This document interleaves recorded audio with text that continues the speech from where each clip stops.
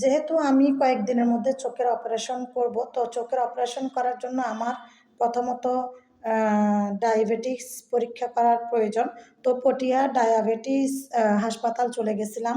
তো সেখানে খালি পেটের পরীক্ষাটা করছি, ভরা পেটের পরীক্ষাটার জন্য আমরা ওয়েট করছিলাম। পরে যখন ডাক দিয়েছে তখন গিয়ে আমি ভরা পেটের পরীক্ষাটা করেছি। তো যতটুকু পারছি ততটুকু আপনাদের জন্য ক্যামেরা বন্দি করে শেয়ার করছি।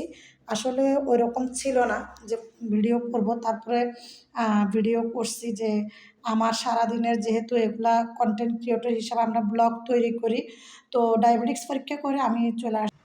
ছাদ থেকে কাপড় উঠাইতে আসছি। এ হচ্ছে আমি আজকে কাপড় চোপড় একটু বেশি ধোয়া হয়েছে। যেমন আজকে আমি ডায়াবেটিক্স পরীক্ষা করতে গেছিলাম। তো ডায়াবেটিক্স পরীক্ষা করে আইসা আমার বাচ্চার কাপড়, যে আমার বাচ্চা আইসা দেখতেছে যে ও কাপড় চোপড় সবগুলো মাজাইতে দিচ্ছে আমার। তো আমাদের জমিদারের কুকুরটা কত সুন্দর করে ঘুমাইতেছে দেখো। আর আমি হচ্ছে সেই ফাঁকে কাপড়গুলা একটু ছাদ থেকে নামিয়ে ফেলি, ঠিক আছে। তো ছাদ থেকে কাপড় নিতে নিতে তোমাদের সাথে মানে ভিডিওগুলো শেয়ার করতেছি আর কি। তোমরা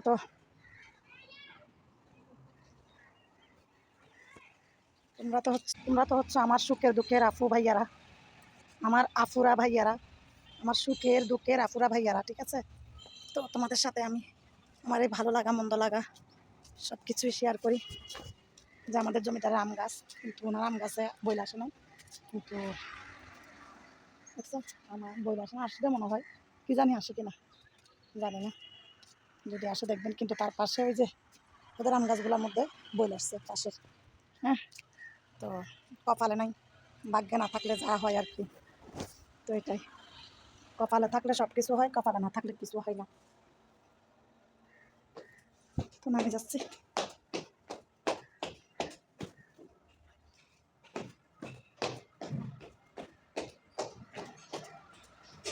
কাপড়গুলো এখনো শুকাই নাই, এখনো পর্যন্ত শুকাই নাই কাপড়গুলা, এখনো পর্যন্ত কাপড়গুলো শুকাই নাই। এগুলা এখানে রেখে দেবো, কালকে আবার শুকাইতে দেবো। এখানে রেখে দিই, কালকে আবার শুকাইতে দেবো।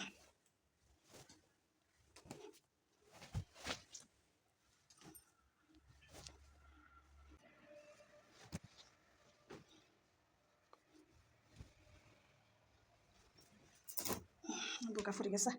তো এই যে ক্রিম দেখো, যাদের ক্রিম, তো যাদের হচ্ছে ফর্সা হওয়ার জন্য নাইট ক্রিম লাগবে, হোমমেড ফর্সা হওয়ার নাইট ক্রিম, যাদের মুখে প্রচুর ব্রণের দাগ আছে, মেস্তার দাগ আছে, ব্রণের গর্ত আছে, চোখের নিচে কালি উপরে